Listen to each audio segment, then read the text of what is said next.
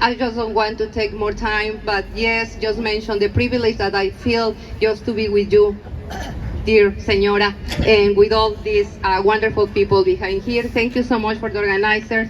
Thank you so much for everything you do and for the thing that you promise continue doing. Thank you.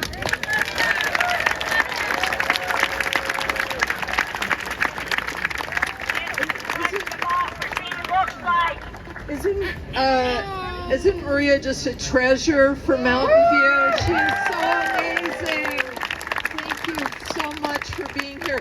And you know, today is actually National Law Day. Yeah, let's hear it for rule of law, for due process, for access to the courts. Yes, it is May Day today. And a very beautiful history behind that. Now I want to introduce someone who is such a luminary in our community. She is Judge LaDoris Cordell.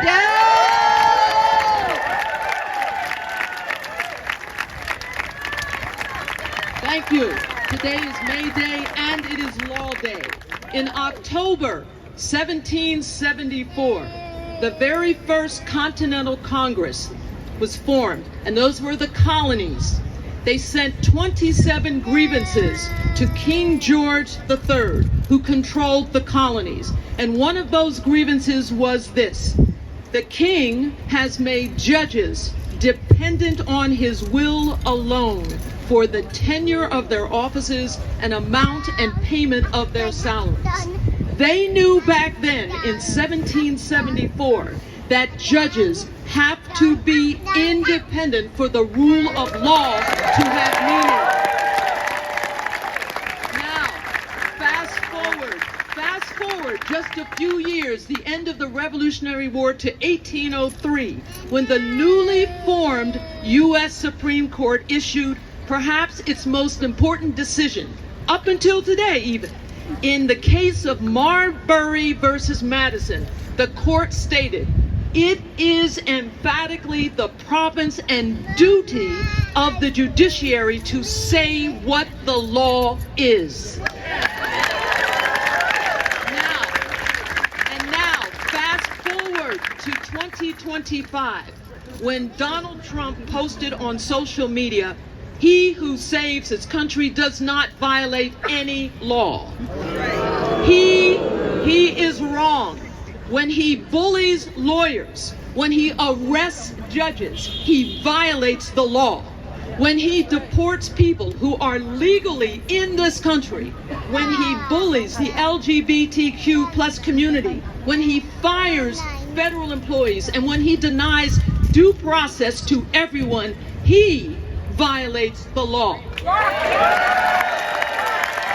And now, every single day, we must remind that 34-time convicted felon that he, not we, are violating the law.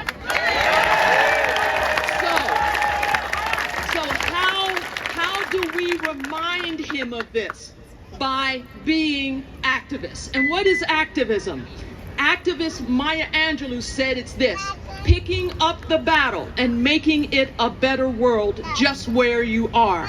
The late Congressman John Lewis said activism is when you see something that is not just and not fair or not right, you have to do something. You have to say something. Make a little noise. It's time for us to get into good trouble, necessary trouble. And our own Joan Baez has said activism is the antidote to despair. So we are either bystanders or upstanders. Bystanders are the people who sit by, stand by on the sidelines, and when injustice raises its ugly head, they stand by or throw up their hands, they turn away and they do nothing.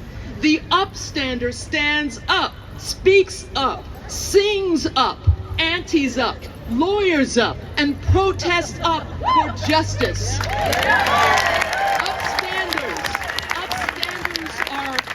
Upstanders Upstanders are ordinary people like you and me who speak up even when we are afraid, even when it is far easier and simple to remain silent.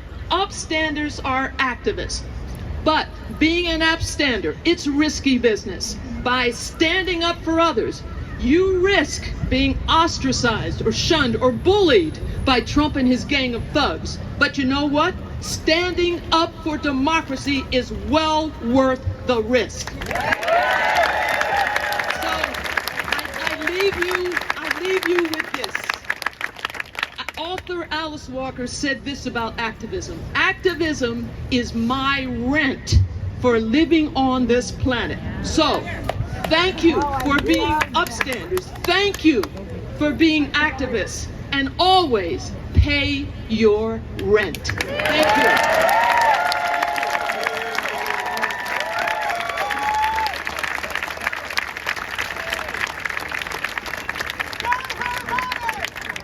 Some of you may remember in 2017, I believe it was, in 2017, we had a rally in this very plaza after the events in Charlottesville where the right-wingers showed up.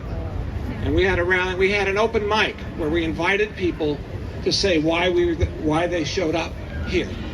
And I want to do that for maybe, if like 10 or 20 people, just for 1 minute, give your name and why you're here, because we all have something to say. And you know, I've been finding on email, everybody, a lot of people want to be heard these days. So, any volunteers? Just line up. I want every one of you to write to everyone who lives in every state where there's a Republican senator and ask them to vote against the SAVE Act, because the SAVE Act is going to deny democracy. It's going to make you show through your birth certificate or a passport, and God knows few of us have those, that you are an American citizen in order to vote, to overcome the National Voter Registration Act that was passed in 1993.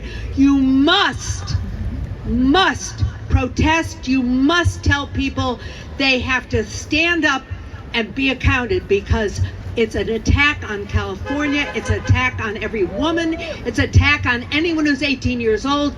If you need to register to vote, you are doomed, because you might make a difference between breakfast on the table, dinner on the table, or you're having the right to vote. Please, please, this is for nationwide. Everyone must stop the SAVE Act.